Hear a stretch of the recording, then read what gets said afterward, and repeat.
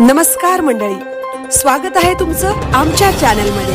आवाज महामुंबईचा, शोध बातमीचा, कौल मनाचा। चला तर मग आमचे चॅनल लाईक करा, शेअर करा आणि सबस्क्राइब करा। धन्यवाद। अहिल्या महिला मंडळ पेण संचलित मुक्ताई विद्यामंदिर हेटवणे वसाहत पेण येथे 77वा प्रजासत्ताक दिन मोठ्या उत्साहात साजरा।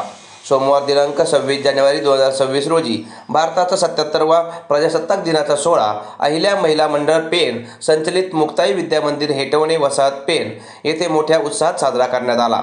संपूर्ण शालेय परिसर तिरंगी सजावटीने सुशोभित करण्यात आला होता।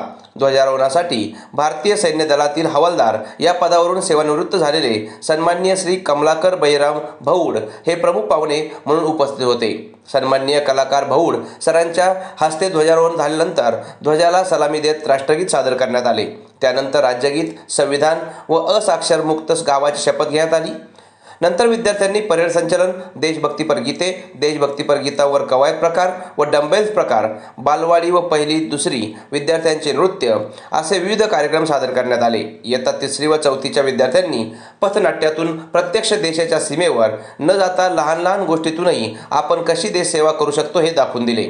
पाणी वाचवणे, वीज वाचवणे, इंधन बचत, परिसर स्वच्छता, शिक्षकांचा आदर, शालेय शिस्तीचे पालन अशा अनेक गोष्टीतून आपण देशसेवा करू शकतो हे उत्तम प्रकारे दाखवून दिले। शेवटी प्रमुख पाहुण्यांनी उपस्थितांना आपले स्वानुभव सांगून मार्गदर्शन केले। मुले लहान असताना व त्यांच्यामध्ये देशसेवेचे बीज रुजवावे असे त्यांनी सांगितले। या कार्यक्रमासाठी संस्थेच्या खजिनदार सौ सुषमा दातार व इतर पदाधिकारी तसेच शाळेचे माजी विद्यार्थी संघाचे अध्यक्ष सागर थोरवे, कोषाध्यक्ष प्रफुल्ल पाटील, सदस्य सतीश राणे, इतर माजी विद्यार्थी व पालक वर्ग उपस्थित होते। या कार्यक्रमासाठी संस्थेच्या अध्यक्ष सौ अश्विनी गाडगीळ यांचे अनमोल मार्गदर्शन लाभले।